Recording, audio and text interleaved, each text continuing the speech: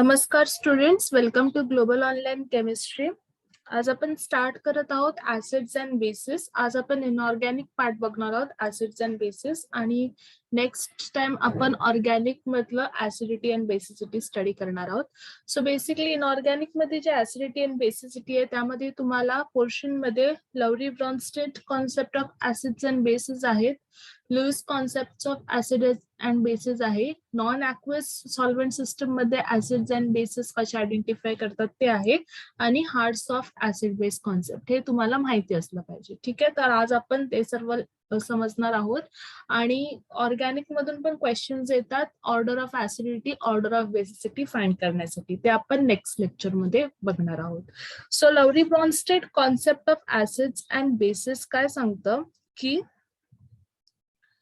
according to Lowry and Bronsted, acids काय आहेत? Acids are those species which give H plus ions, which can donate H plus ions. Okay, basically ते species जे H plus ions donate करू शकतात त्यांना आपण काय म्हणतो? Acids. आणि bases काय आहेत? Bases are the species which can accept H plus ions. Okay, जे H प्लस आयन्स एक्सेप्ट करू शकतात. इथे एक्झाम्पल घ्यायचं झालं तर HCl घेऊ शकते मी. ओके, इन गॅशियस फॉर्म मध्ये जे HCl असतं, right, it can give H plus and Cl minus, right. So that is acids. आणि बेसिस मध्ये एक्झाम्पल काय होऊ शकतं? Best example ammonia. अमोनियाकडे लोन पेअर्स असतात म्हणून तो H प्लस एक्सेप्ट करू शकतो, लोन पेअर्स एक्सेप्ट करू शकतात है ना, आणि अमोनियम आयन फॉर्म होतं याच्यामध्ये, राईट. सो इथे काय आहे? इथे अमोनियानी H प्लस ला एक्सेप्ट केलं म्हणून अमोनिया काय झाला? बेस, आणि HCl नी H प्लस डोनेट केलं म्हणून HCl काय झाला? ऍसिड. ओके, एवढं सिंपल आहे Lowry Bronsted concept of acids and bases, right. या कॉन्सेप्टमुळे आपल्याला एक नवीन कॉन्सेप्ट शिकायचा आहे, that is conjugate acid base pair. ह्यावरून पण प्रश्न विचारले जातात. ओके, सेट मध्ये आपल्याला माहितीये सेटचा सिलेबस फ्रॉम बेसिक लेवल ते हायर लेवल पर्यंत क्वेश्चन्स येतात. ओके, सो फक्त जर आपण हायर लेवल स्टडी केलं तरी नाही होत, कधी कधी आपले बेसिक कॉन्सेप्ट पण आपल्याला ब्रश अप करावे लागतात. ओके, जसं CSIR नेट मध्ये जर तुम्ही बघितलं की 90% क्वेश्चन्स हे ऍप्लिकेशन पार्ट वरती असतात आणि हायर लेवल वरती असतात. ठीक आहे, पण सेट मध्ये असं नाही. सेट मध्ये लोअर लेवल पासून हायर लेवल पर्यंत प्रश्न विचारले जातात. तर हा simple concept conjugate acid base pair वरून पण प्रश्न येतात, right. So conjugate acid base pair काय आहे? खूप सोपं. फॉर एक्झाम्पल मी एक रिॲक्शन घेतली, HCl प्लस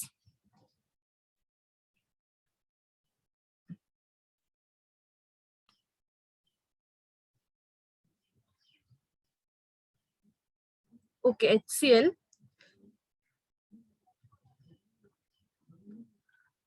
प्लस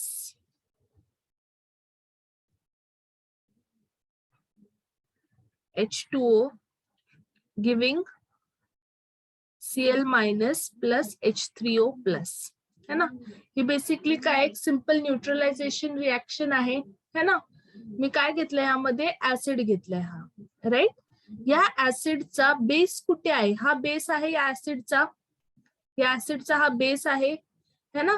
कारण इथून काय झालंय? हा ऍसिड होता, ह्यांनी H प्लस दिलं, तर H प्लस दिल्यानंतर जो स्पीशीज उरली Cl मायनस, ती काय असणार? ती असणार कॉन्जुगेट बेस. कळालं? ती असणार कॉन्जुगेट बेस. आणि हा काय? हा ऍसिड आहे म्हटल्यानंतर हा काय असणार? बेस. ऑब्व्हियसली या बेसनी काय केलं? प्रोटॉन एक्सेप्ट केलं.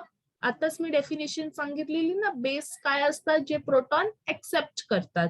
सो बेसनी प्रोटॉन एक्सेप्ट केलं, H3O प्लस बनला आणि काय बनलं? ऍसिड.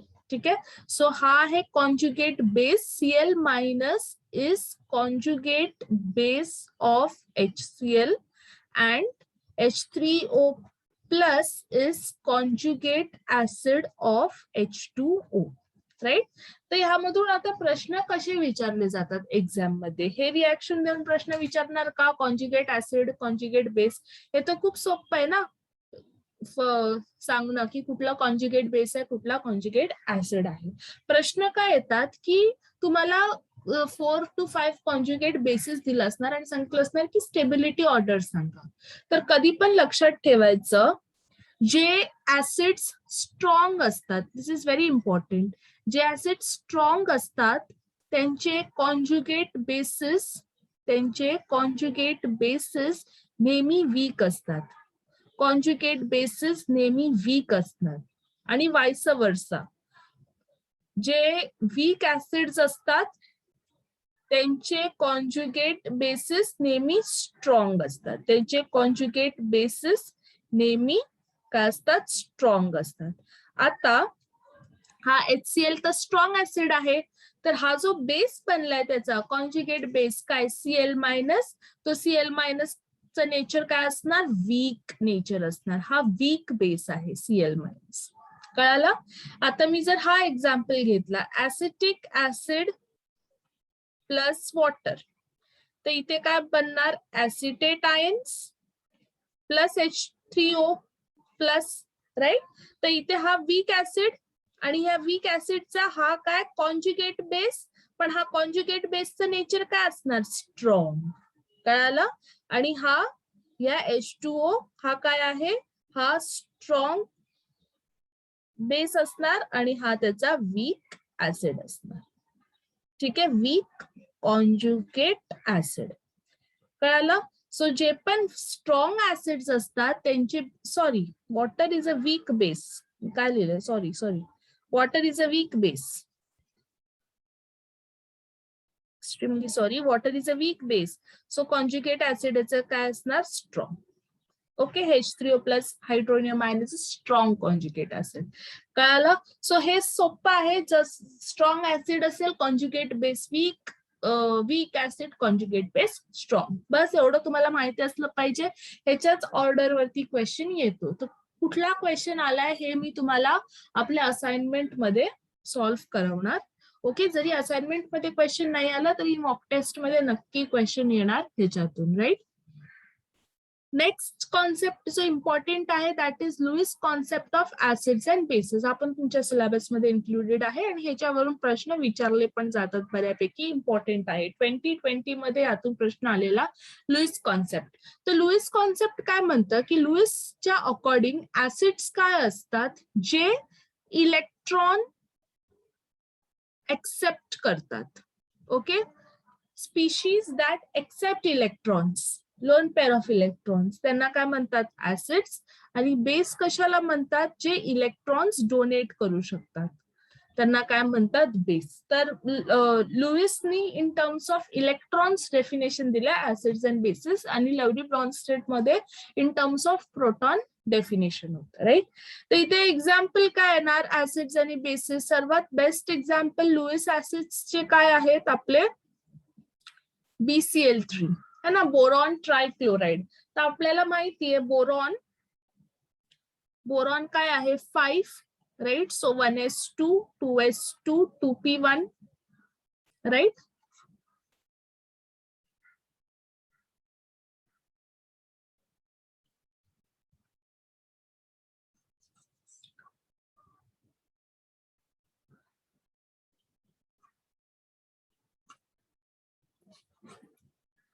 ओके, सो बोरॉन कडे काय आहे, MTP ऑर्बिटल्स आहेत. ओके, आणि BCl3, ओके, ह्याच्याकडे काय असणार, क्लोरीन कडे एक इलेक्ट्रॉन असतो, राईट. सो बोरॉन कडे p ऑर्बिटल वेकेंट्स आहेत. ओके, आणि इथे काय 3 क्लोरीन अटॅच्ड असतात असे. ओके, क्लोरीनचे p ऑर्बिटल्स. सो बेसिकली या एम्प्टी ऑर्बिटल मुळे बोरॉन काय करू शकतो, बोरॉन कडे इनकम्प्लीट ऑक्टेट असतो. स्टुडंट्स, इनकम्प्लीट ऑक्टेट हे आपण लोअर स्टँडर्ड्स मध्ये शिकलो आहेत, इनकम्प्लीट ऑक्टेट, राईट. ह्याचे जे आउटर व्हॅलेन्स शेल मध्ये बोरॉनच्या फक्त 6 इलेक्ट्रॉन्स असतात. ओके,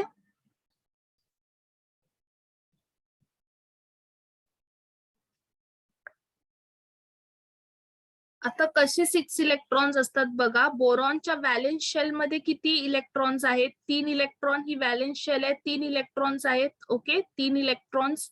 आणि क्लोरीन आपला 1 इलेक्ट्रॉन देणार बॉन्ड बनवताना, है ना. क्लोरीन 1 इलेक्ट्रॉन देणार.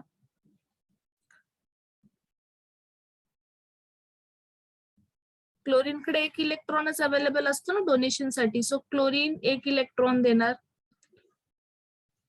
राईट. असं मग बॉन्ड बनणार. तर टोटल इलेक्ट्रॉन्स किती झाले इथे? 6. पण कुठलीही स्पीशीज स्टेबल केव्हा असते? जेव्हा त्याचं ऑक्टेट बनतं, है ना. सो इकडे इनकम्प्लीट ऑक्टेट आहे, त्यामुळे बोरॉन नेहमी कसा ऍक्ट करतो? As a Lewis acid. Okay, as a Lewis acid. Okay, त्याच्याकडे एमटीपी ऑर्बिटल्स आहेत तिथे, त्यामुळे तो इझिली इलेक्ट्रॉन्स एक्सेप्ट करू शकतो. पहिलं कारण काय? की तो त्याच्याकडे इनकम्प्लीट ऑक्टेट आहे. ओके, आणि दुसरं कारण त्याच्याकडे एमटीपी ऑर्बिटल्स आहेत इलेक्ट्रॉन एक्सेप्ट करण्यासाठी. आणि बेस कोण आहे? इलेक्ट्रॉन जे डोनेट करू शकतात. ओके, इथे पण तुम्ही एक्झाम्पल अमोनिया घेऊ शकता. अमोनियाकडे लोन पेअर आहे, इझिली कोणाला पण इलेक्ट्रॉन डोनेट करून काय बनवू शकतं? एक स्टेबल स्पीशीज बनू शकते. ओके, समजलं. अजून एक एक्झाम्पल जर तुम्ही बघितलं असेल, BF3 इथर, है ना. हे नेहमी एक सॉल्व्हेंट सारखं वापरलं जातं. बेसिकली काय होतं? ऑक्सिजनकडे लोन पेअर्स असतात, बोरॉनकडे एमटीपी ऑर्बिटल्स. हे ऑक्सिजनचे लोन पेअर ह्या एम्प्टी ऑर्बिटल्स मध्ये जाऊन बेसिकली काय बनतं? Adduct formation. ओके, सो इथे लक्षात ठेवा, लुईस ऍसिड्स बेस काय बनवतात? अडक्ट बनवतात. ओके, अडक्ट म्हणजे काय? Addition product. Addition product. Okay, हा काय एक वेगळा कंपाऊंड नाही बनत. ओके, BF3 इथर, पण काय बनतं? अडक्ट. का? कारण त्यामध्ये बॉन्ड बनतो, कोऑर्डिनेशन बॉन्ड बनतो. ओके, बिटवीन ऑक्सिजनचे लोन पेअर्स कसे ह्या बोरॉनच्या एमटीपी ऑर्बिटल्स मध्ये ट्रान्सफर होऊ शकतात. राईट. सो एवढं तुम्हाला समजून घ्यायचंय. आता आपण काही क्वेश्चन्स बघूया जे महाराष्ट्र सेट मध्ये येऊन गेलेले आहेत. इन द इयर 2020 मध्ये खूप क्वेश्चन्स येऊन गेलेत ऍसिड्स अँड बेसिस वरून. ओके, 3 ते 4 प्रश्न येऊन गेले आहेत 2020 मध्ये, म्हणून ह्याच्यावरती थोडं जास्त फोकस करा. काय माहिती या वर्षी सुद्धा प्रश्न येऊ शकतात त्यामधून. राईट. सो फर्स्ट क्वेश्चन आपण बघूया. In the reaction NH2O plus Cl minus giving this complex. Okay, आणि H2O plus Mg2 plus giving this complex, water acts as an acid की base? आता बघा, इथे क्लोराइड आहे, नेगेटिव्ह चार्ज आहे, म्हणजे इलेक्ट्रॉन्स आहेत जास्त. राईट. मग ऑब्व्हियसली हा इलेक्ट्रॉन्स जर ह्याच्याकडे जास्त असतील तर हा कशासारखं बिहेव करणार? लाईक अ लुईस बेस, है ना. इलेक्ट्रॉन्स जास्त आहेत, मग तो डोनेट करायचं बघणार. मग ते कसं? ते कोणाची प्रॉपर्टीज आहेत? Lewis base. आणि हे इलेक्ट्रॉन्स ऍक्सेप्ट कोण करणार? ऑब्व्हियसली लुईस बेस असेल तर हा काय बनणार? Lewis acid. कळालं? सो फर्स्ट याच्यामध्ये काय आहे? Water as an acid. So first याच्यामध्ये ऍसिड असलं पाहिजे, म्हणजे बी आणि डी तर रॉंग आहे, ए आणि सी मध्ये काहीतरी असू शकतं. सेकंड बघूया, इथे मॅग्नेशियम 2+ आहे. 2+ म्हणजे काय? इलेक्ट्रॉनची डेफिशियन्सी, है ना. प्लस चार्ज म्हणजे काय? इलेक्ट्रॉन्स लॉस केलेत मॅग्नेशियमनी, म्हणून 2+ चार्ज आलाय. तरी ह्याच्याकडे जर इलेक्ट्रॉन्सची कमी असेल तर ऑब्व्हियसली हा कशासारखा ऍक्ट करणार? As a Lewis acid. आणि ऑब्व्हियसली हा जर ऍसिड असेल तर मग हा काय असणार? बेस. कळालं? मग इथे काय होणार? सेकंड मध्ये it is acting as a base. So it is acid in 1 and base in 2. कळालं? एवढं सोप्या कॉन्सेप्ट वरती क्वेश्चन आलेला इन 2020. ओके, गेल्या वर्षीच. Next, which of the following represents the correct order of Lewis acidity? सर्वात चांगलं लुईस ऍसिड कोण असणार ह्यामध्ये? तर 3 ऑप्शन्स आहेत. AlCl3 aluminium trichloride, BF3 boron trichloride, आणि BCl3 boron trichloride. Okay, trifluoride. So basically हे सर्वच का लुईस ऍसिड बिहेव करतात, कारण या सर्वांकडेच इनकम्प्लीट ऑक्टेट आहे, राईट. सो सर्वात जास्त चांगलं कोण लुईस ऍसिड आणि लुईस बेस आहे ते बघूया. सर्वात पहिले ह्या दोघांमध्ये कंपॅरिझन करूया, BF3 आणि BCl3 है ना. तर आता ह्याच्यामध्ये कसं कंपॅरिझन करायचं बघा. ह्यामध्ये जो बॉन्ड बनणार बी आणि एफ मध्ये, बेसिकली BF3 चं स्ट्रक्चर कसं असतं, ट्रायगोनल प्लेनर, राईट. तर मी तुम्हाला सांगितलेलं इथे बोरॉनकडे एम्प्टी p ऑर्बिटल्स असतात आणि फ्लोरीनकडे जे p ऑर्बिटल्स असतात तिथून काय होतं, इलेक्ट्रॉन्सचं बॅक डोनेशन होऊ शकतं, राईट. इलेक्ट्रॉन्सचं बॅक डोनेशन होऊ शकतं इथे. बघा कसं आहे, परत एकदा मी तुम्हाला सांगते बघा. इथे जो फ्लोरीन आणि बघा BCl3 आणि BCl3 चं पण मी ड्रॉ करते स्ट्रक्चर, Cl Cl आणि Cl, राईट. तर आता बघा हा जो बोरॉन आहे, हा जो p ऑर्बिटल आहे तो काय आहे 2p, आणि फ्लोरीन कडे पण जो p ऑर्बिटल आहे तो पण काय 2pच असणार है ना. फ्लोरीन काय आहे 9, so it is 1s2 2s2 2p 5, म्हणजे p 2p ऑर्बिटलच आहे आणि बोरॉनचा पण 2p ऑर्बिटल. मग काय होतं, हा बोरॉन जो एम्प्टी जो बाहेरून समजा इथे अमोनिया असेल, तर अमोनियाचे जे लोन पेअर्स एक्सेप्ट करण्याच्या अगोदरच काय होतं, हे फ्लोरीनच आपले बॅक बॉन्डिंगनी लोन पेअर्स देतात, कारण 2p ओव्हरलॅप खूप चांगलं होणार है ना, सेम एनर्जीज. इथे काय होतं, आता इथे पण क्लोरीन आहे, क्लोरीन पण आपले इलेक्ट्रॉन देऊ शकतो, पण इथे 2p आहे आणि क्लोरीनकडे 3p ऑर्बिटल आहे. मग 3p 2p ओव्हरलॅपिंग तेवढं चांगलं होत नाही, तेवढं चांगलं बॅक डोनेशन होत नाही. मग आता तुम्ही सांगा ह्या दोघांपैकी कुठला चांगला लुईस ऍसिड असेल. ऑब्व्हियसली BCl3 चांगला लुईस ऍसिड असणार एज कम्पेअर्ड टू BF3. का, कारण BF3 च्या केसमध्ये फ्लोरीनच बॅक डोनेट करतायत बोरॉनच्या एमटीपी ऑर्बिटल्स मध्ये. मग ते एवढ्या एफिशियंटली दुसऱ्या स्पीशीज कडून इलेक्ट्रॉन एक्सेप्ट नाही करू शकत, कारण तिथे फ्लोरीन कडूनच येत आहेत, because of efficient 2p overlap. हे कॉन्सेप्ट खूप इम्पॉर्टंट आहे, हा कॉन्सेप्ट वरून बरेच प्रश्न येतात, ठीक आहे, जिथे सिमिलर ऑर्बिटल्स मध्ये ओव्हरलॅपिंग होते. So BCl3 will be a good Lewis acid as compared to BF3, कारण BCl3 चांगलं एफिशियंटली इलेक्ट्रॉन्स एक्सेप्ट करू शकेल. आपल्याला माहिती आहे लुईस ऍसिड म्हणजे काय, इलेक्ट्रॉन्स एक्सेप्ट करणारी स्पीशीज असली पाहिजे, तर BCl3 BF3 पेक्षा जास्त एफिशियंटली करणार. तर जिथे पण BCl3 BF3 पेक्षा जास्त आहे ते ऑप्शन्स असू शकतात, म्हणजे B असू शकतो आणि C असू शकतो. D आणि A मध्ये तर BF3 जास्त लुईस ऍसिड दिला एज कम्पेअर्ड टू BCl3, तर इथे रॉंग झालं. आता आपल्याला डिसाइड करायचंय की अल्युमिनियम ट्रायक्लोराइडचं काय आहे कंडिशन. तर अल्युमिनियम ट्रायक्लोराइड मध्ये अल्युमिनियम कडे कुठला 3p ऑर्बिटल आणि क्लोरीन कडे पण 3p ऑर्बिटल. मग इथे पण एफिशियंट बॅक डोनेशन होऊ शकतं, पण जेवढं 2p मध्ये होतं तेवढं 3p मध्ये बॅक डोनेशन एफिशियंटली होत नाही, म्हणून हे स्पीशीज मोस्टली डायमर्स सारखे एक्झिस्ट करतात. ओके, मोस्टली हे स्पीशीज Al2Cl3 डायमर्स किंवा पॉलिमर्स फॉर्म मध्ये एक्झिस्ट करतात. तुम्हाला हार्डली AlCl3 दिसणार, इनफॅक्ट दिसतच नाही AlCl3, right, because they exist as polymers. तेवढं एफिशियंट होत नाही इथे बॅक डोनेशन म्हणून, आणि जर बॅक डोनेशन तेवढं एफिशियंटली नाही झालं तर ऑब्व्हियसली AlCl3 जास्त लुईस ऍसिडिक कॅरेक्टर शो करणार as compared to BCl3 and BF3, right. So correct option यामध्ये काय होता, option B. Okay, option B, right. Easy होतं. सो एवढे हे कॉन्सेप्ट तुम्हाला माहिती असले पाहिजेत सर्व. ओके, अजून आपण बरेचसे क्वेश्चन्स डिस्कस करणार आहोत असाइनमेंट्स आणि मॉक टेस्ट मध्ये. सो खूपच इम्पॉर्टंट कॉन्सेप्ट आहे, अजिबात इग्नोर करायचं नाही, क्वेश्चन्स येतात ह्याच्यातून सुद्धा. Okay, so that was all for this lecture. Next lecture मध्ये आपण सॉल्व्हेंट सिस्टम स्टडी करणार आहोत. आता तर हे आपण with respect to water study करत होतो, राईट.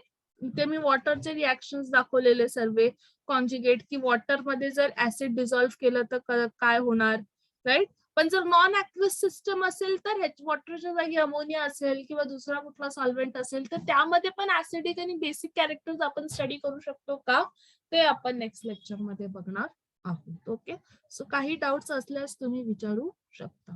थँक्यू.